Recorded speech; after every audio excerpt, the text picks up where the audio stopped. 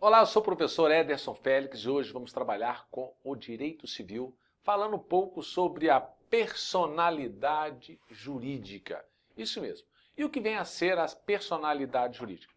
Personalidade jurídica, ela é uma aptidão. Agora, essa aptidão, ela é genérica.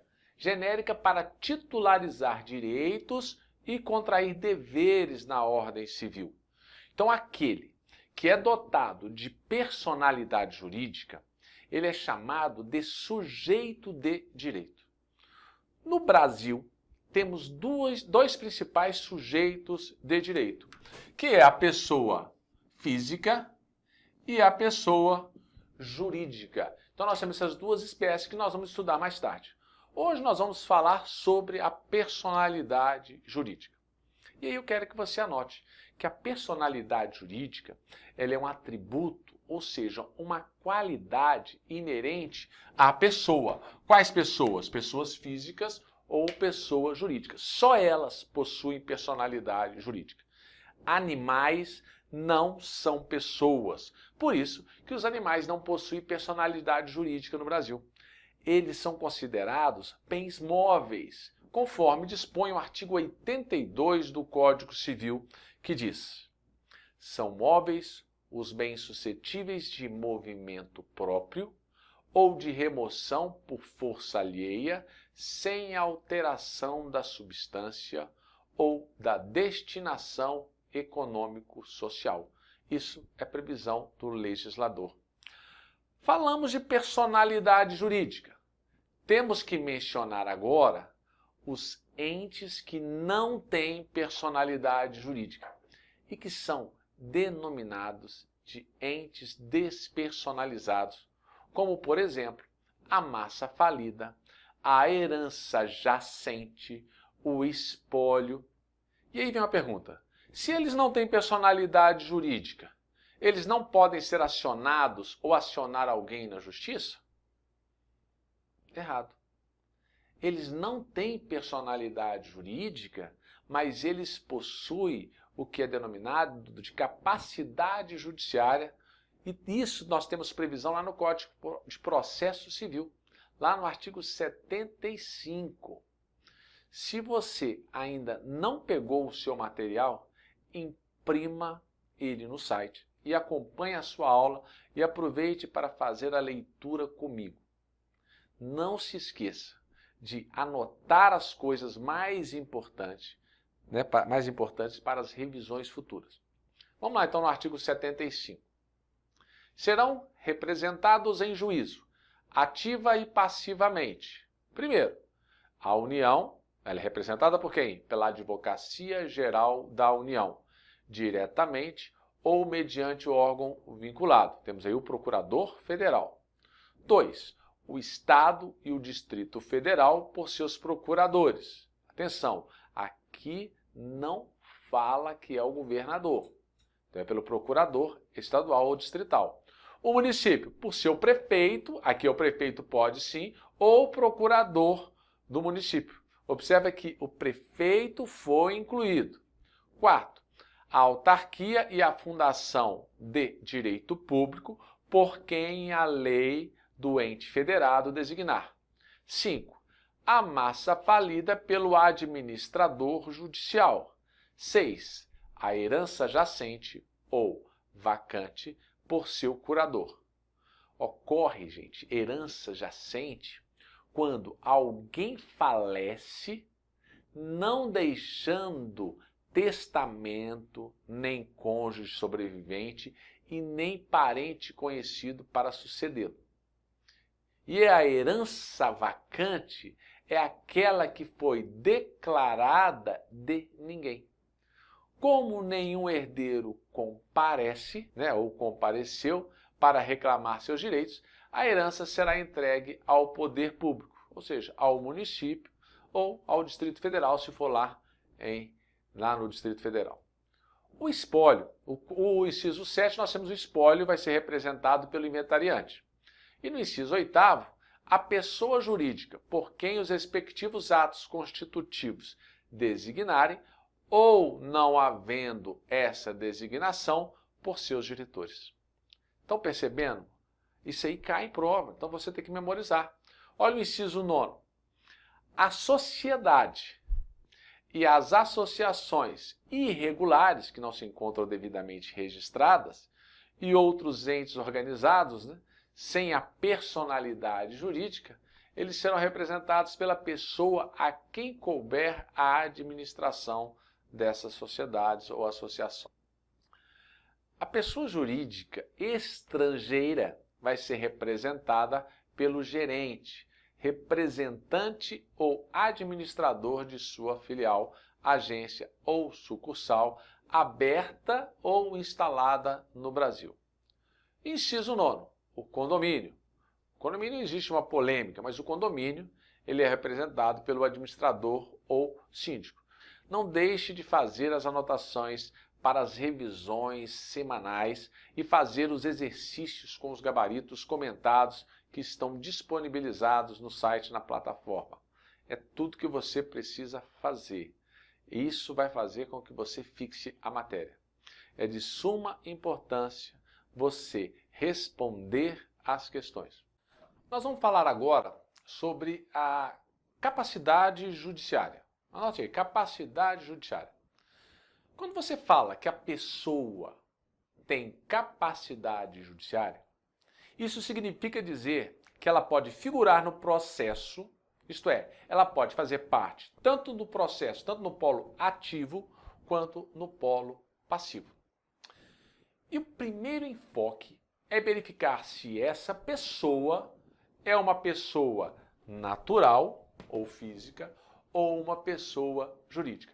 A pessoa natural, ela é conhecida também por pessoa de existência visível. Pessoa de existência visível. Olha essa denominação. Pessoa de existência visível ou pessoa física ou pessoa natural.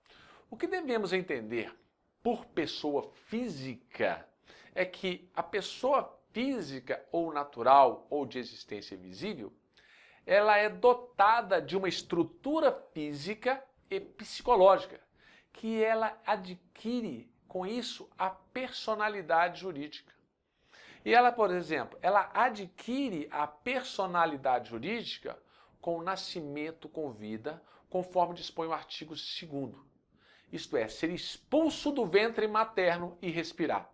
Se cair alguma questão dizendo que é necessário prazo mínimo de vida para adquirir personalidade, está errado. Ou que é preciso parecer de uma junta médica dizendo que a vida é viável, também está errado. Ou ainda, que é necessário o corte do cordão umbilical para que se adquire a personalidade jurídica. Todas essas afirmativas estão incorretas, porque nada disso é necessário. Basta o que para ter personalidade jurídica? A pessoa física. Nascer com vida, isto é, respirar. Então você precisa saber identificar também a figura do nascituro. E qual seria o conceito de nascituro? Nascituro é aquele que já foi concebido e é dotado de vida intrauterina. Resumindo, o ser que ainda está dentro da barriga da mãe é o nascituro. O nascituro, ele é protegido pelo Código Civil. De acordo com o artigo 2º, a lei dispõe que, salvo desde a concepção, os direitos do nascituro estão garantidos. Isso significa que no momento em que foi concebido, o nascituro já possui direitos. Vamos falar um pouco da personalidade jurídica com relação ao nascituro. Você já sabe o que é o nascituro. Então, de acordo com a doutrina, a personalidade jurídica ela é dividida em personalidade jurídica formal e personalidade jurídica material. A personalidade jurídica formal, ela diz respeito a direitos extrapatrimoniais. Esses direitos podem ser adquiridos desde a concepção. Já a personalidade jurídica material diz respeito às questões patrimoniais que fica sujeita a uma condição, que é o nascimento com vida. Por isso nós podemos afirmar que o nascituro pode receber uma doação ou pode ser beneficiado de uma herança, personalidade formal. Agora, o legislador confirma isso nos artigos. Olha o que diz o 542. A doação feita ao nascituro valerá sendo aceita pelo representante legal. 1798. Legitima-se a suceder as pessoas nascidas ou já concebidas no momento da abertura da sucessão. É lógico que não tem como registrar o imóvel em nome de um feto, ou seja, registrar em nome do nascituro. Mas a doação de um imóvel antes do nascimento pode ser feita a ele. Terá que aguardar o nascimento, respirar com vida. Isto é, nasceu e respirou, adquiriu direitos. Mas a lei põe a salvo desde a concepção dos direitos do nascituro. Lembre isso? Nós temos aí então a personalidade formal e vimos aí a personalidade jurídica material. Vamos tratar agora de capacidade. A capacidade é a medida jurídica da personalidade e da pessoa. Nós podemos afirmar que ela subdivide-se em dois tipos de capacidade. Ou a pessoa ela tem a capacidade de direito, também chamada capacidade de gozo, ou ela possui a capacidade de fato, que é chamada de capacidade de exercício, ou ainda de atividade. A capacidade de direito, todo mundo tem. Capacidade de gozo, todo mundo tem. Todas as pessoas têm. Isto é, todos têm capacidade de gozo ou capacidade de direito. E isso está previsto no artigo 1º do Código Civil. No entanto, nem toda pessoa que tem capacidade de direito tem a capacidade de fato, capacidade de exercício, que vem a ser a capacidade de praticar pessoalmente os atos da vida civil. Por isso, nós vamos encontrar na legislação os absolutamente capazes e os relativamente capazes. E quando que a pessoa adquire a capacidade jurídica plena? Ora, se uma pessoa tiver a capacidade de fato e a capacidade de direito, aí sim, essa pessoa tem a capacidade jurídica plena, ou também chamada de capacidade jurídica geral. Embora eu possa ter a capacidade plena ou a capacidade jurídica geral, a lei vai, em algumas situações, exigir a autorização para praticar determinados atos. É o que verificamos lá no artigo 1647 do Código Civil, que traz, que é denominado na doutrina de outorga conjugal ou vênia conjugal. Anote, outorga ou vênia conjugal. Essa outorga ou vênia conjugal nada mais é que uma autorização e divide-se em uxória, com X, se for dada pela esposa, e marital, se for autorização dada pelo marido.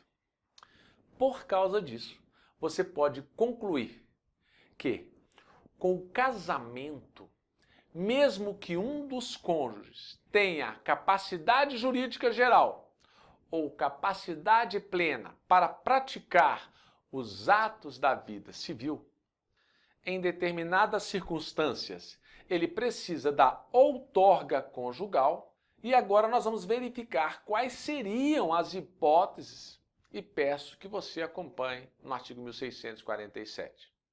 E aí diz: ressalvado o disposto no artigo 1648, nenhum dos cônjuges pode, sem a autorização do outro, exceto no regime de separação absoluta. 1. Alienar ou gravar de ônus real os bens imóveis. 2. Pleitear como autor ou réu acerca desses bens ou direitos. 3. Prestar fiança ou aval. 4. Fazer doação, não sendo remuneratória, de bens comuns ou dos que possam integrar futura meação. Essas são as exceções.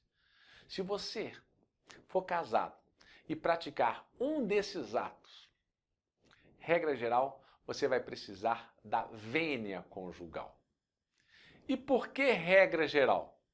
Porque há duas circunstâncias específicas que não precisará da vênia conjugal, da autorização. São elas: se você for casado no regime de separação absoluta de bens, conforme menciona o artigo 1647, na sua parte final, e também se você for casado no regime de participação final nos aquestos e existir pacto antinupcial liberando a outorga de bens imóveis para particulares. É o que diz o artigo 1645, marque ele lá. No caso da vênia conjugal, se o cônjuge estiver impossibilitado de consentir, ou no caso da negativa de autorização for injusta, o cônjuge poderá requisitar o suprimento judicial. Isto é, ele deverá ajuizar uma ação para que supre a vontade da esposa ou do esposo que não querem autorizar a venda. Agora, muita atenção. Se houver a prática de um dos atos do artigo 1647, em que não haja vênia conjugal, o ato vai ser anulado no prazo de até 2 anos, após a extinção da sociedade conjugal. Então tem 2 anos após a extinção. Se ninguém alegar nada, lembre-se de que o ato é anulável e ele pode ser convalidado, bem como se houver também a aprovação. No futuro pode acontecer isso aí. É muito importante a gente mencionar agora o posicionamento do Superior Tribunal de Justiça, que ele editou a súmula 332, STJ, que diz a respeito à ausência de vênia conjugal no contrato de fiança. Essa súmula diz que, se houver a fiança prestada sem autorização de um dos cônjuges, implica em ineficácia total da garantia. Fica ligado, pois nós temos 2 posicionamentos aqui. Se perguntar na prova que o ato praticado sem a vênia conjugal, nós temos que ele é anulável. Agora, isso aí se perguntar de acordo com o Código Civil. Se perguntar o ato praticado sem a vênia conjugal de acordo com o STJ, aí nós temos que isso aí não é anulável. A jurisprudência menciona que ele será o quê? Ineficaz. Porque se trata de fiança. Aí o ato é ineficaz. Marque essa súmula para poder fazer revisão e faça essa anotação. Então vou repetir. Lembre-se, a exigência de vênia conjugal é uma exceção, pois a regra geral é que se a pessoa tem capacidade geral ou tem capacidade plena, ela pode praticar sozinha todos os atos da vida civil. Essa é a regra prevista no artigo 1643 do Código Civil, que nós vamos ler aqui agora. Então acompanhe. Podem os cônjuges, independentemente de autorização um do outro, inciso 1, comprar, ainda a crédito, as coisas necessárias à economia doméstica. 2. Obter, por empréstimo, as quantias que a aquisição dessas coisas possa exigir.